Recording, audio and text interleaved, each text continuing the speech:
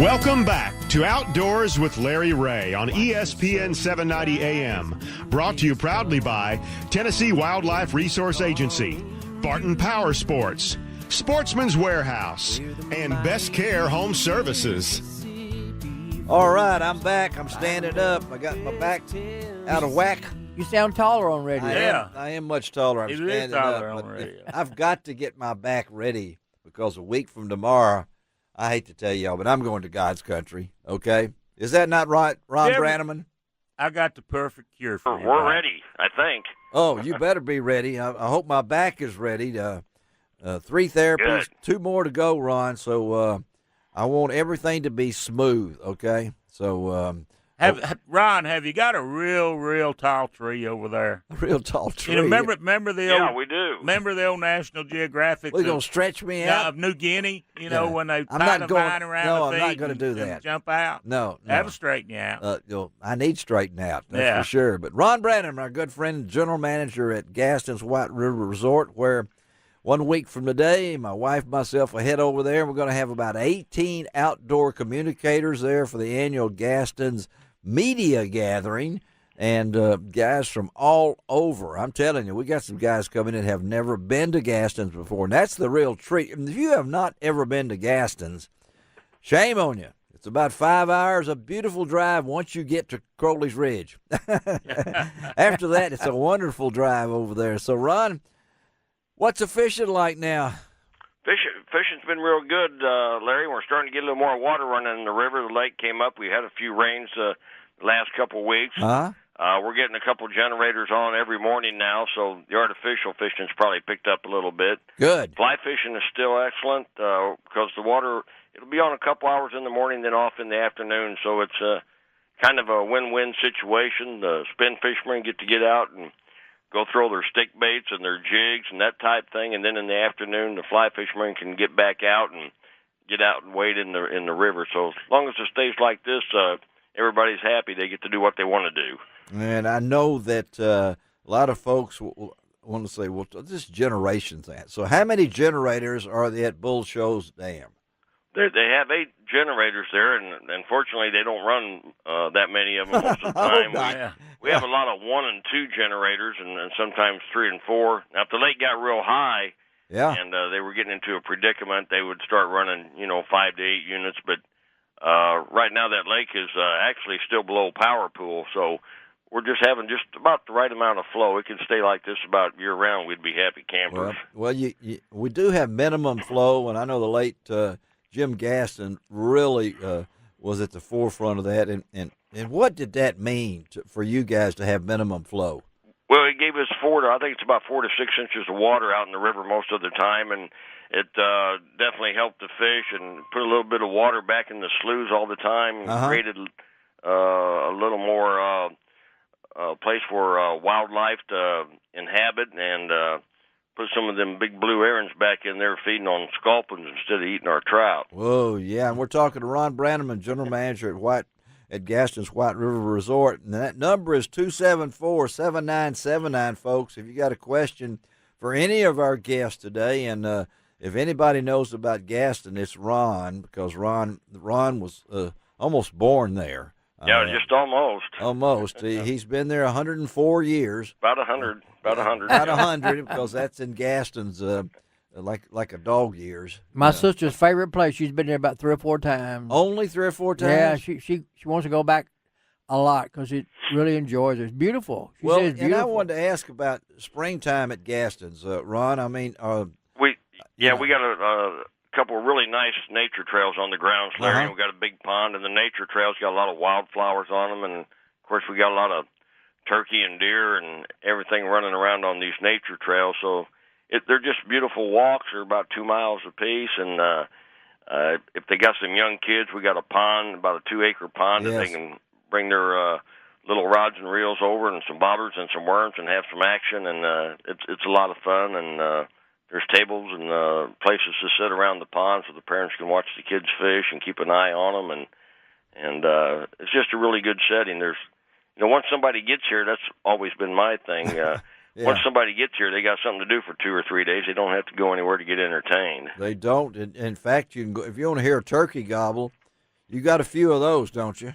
We do. We got some we raised, and they were wild, and we hatched the eggs out, and they stick around pretty close. And of course, we got a lot of wild ones that come over when those other ones are calling. It's amazing. Kind of calls them in. Yeah, it's amazing because when you get up before you go fishing on, say, 7:30 in the morning, you're going fishing with one of those guides who have been at Gaston's, many of them for over a decade. You can hear those turkeys gobbling back up in the woods on your way to walk down. If you want to walk, you want to drive. But getting a guide, it's still recommended. And this time of the year, can you catch a big one now, Ron? Now's a good time to catch big fish. They've been coming off their spawning bed for a couple months now, and we're seeing some good fish. One of our guys got one, his customer did, that weighed about 14 pounds here about a month ago. And that's a good one. But we see a lot of 5 and 6 pound fish, too.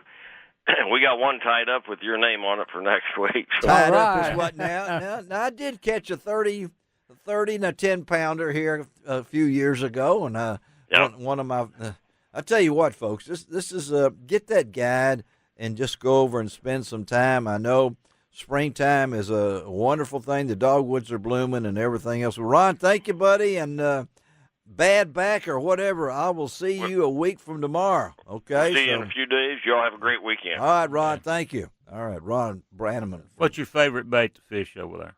What my favorite bait? What'd you catch? Worm. Worm. They'll hook those. You could catch them on a worm. You can catch them on a shrimp, and a lot of them use the power baits and things along that line. And so we can use some crankbaits. What's stick bait? A stick bait? You can use stick baits over there, too. Yeah, there's a lot of sticks around, probably. Well, I don't catch them any sticks. Oh, okay. You don't do that. But the river itself, I know the eagles are there now. Excuse me. And so there's lots of things to see, but you don't have to go very far. I mean, you'll catch the stockers are in there. They put stocks. But the Bull Show State Park has a campground that has more visitors than any other state park in in Arkansas. And so there's so much to see. About a 5-hour drive. I love the drive, really simply. Once you get to Jonesboro and on past Jonesboro, it's a wonderful thing. So, of course, I love to trout fish. There's something about them. A lot of people say, well, I don't like to eat them. Well, I put them on. We love to have them on the grill. I love to eat them. And a lot of these people that the winter trout, I think that's really helped resorts and things like that to give people that we have the winter trout program, TWRA has, that allows people to catch trout and experience that they'll never be able to do. And then they say, well, I think I'll go to Little Red. I think I'll go over to Lindsay's. Bull Show. We'll just go to Bull Show, something like that. So it's really surprising. And another thing, that's a winning thing for the TWRA. And so I noticed the other day, Lake Graham, about a week or so ago, they pulled the blockhead nets, on Graham, and brought the lake back up. But up on top of the hill in the big fields, that's where they stretch the nets out to let them dry. Mm-hmm. And back in the days where it would get away with a little comedy and some publications.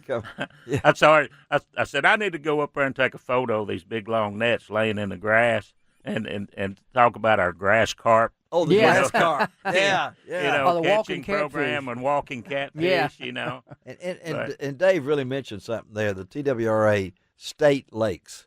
I know Mississippi has state lakes, Arkansas has, but our state lakes are pretty cool. Our state lakes are cool, and now since I see more people fishing from kayaks. Oh yeah. So if you want a nice, peaceful lake to fish out of your fishing kayak or canoe, our state lakes are perfect because it's no wake. No wake there. It's idle speed only out there.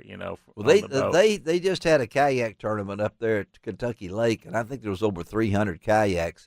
And they were talking about, hey, no wake, but just on Kentucky Lake in a kayak. Yeah. The weather can change. Oh yeah. It can. And they were out there in those in the kayaks today, and we're going to talk about that in a couple of weeks. Yeah, the Memphis about the change kayaks.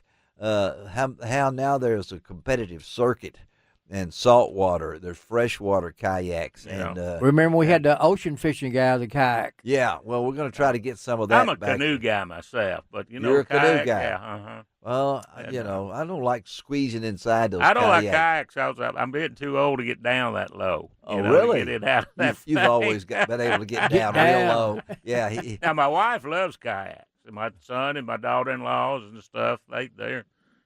Well, I want to say there's some really nice kayaks out there. But Hobie, we're going to talk with Jackie Smith's going to be on the show in a couple of weeks. A great Hall of Fame tight end for the St. Louis Cardinals back in the football days and the Dallas Cowboys. But boy, you look up kayaks now, and see what they can do and their feet. You can steer them with your feet and do all these different kind of things. But anyway, I don't know how we got off on that. 274-7979. I tell you what, I'm going to give early. I want to give, we got 2 minutes left in this segment. The first person that calls 274-7979 is going to win that Avery $25 gift card. Now, you have not, if you can't win it 2 weeks in a row or anything like that. 274-7979. I'm going to let Greg Ratliff pick out that winner. You got a couple of minutes. 274-7979. A $25 gift card to Avery. Well, that's a pretty good thing to do on this Saturday morning. This is no April Fool. We're going to do it. John Gordon is going to do it. 274-7979.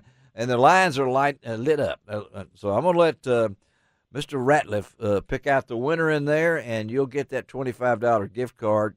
So if you're still on the line, forget it. He's already picked that one, so you could hang up now. I'm sorry to say. And later in the show, we're going to give away that year's subscription to the Mid-South Hunting and Fishing magazine. And then I know before we close out, opening day today, youth hunt last week, and we go through May the 14th. Is that right? Goes through May the 14th. Wow. And I guess that's a standard. It just seems late. I guess. Yeah, we've always, gone to middle of May. And Mississippi starts when the snows are in early March. And I've been blown away in Mississippi before. And I believe I was talking to some. I thought Missouri season starts here in a couple of weeks. Okay. Well, I know that. We have a winner, Greg?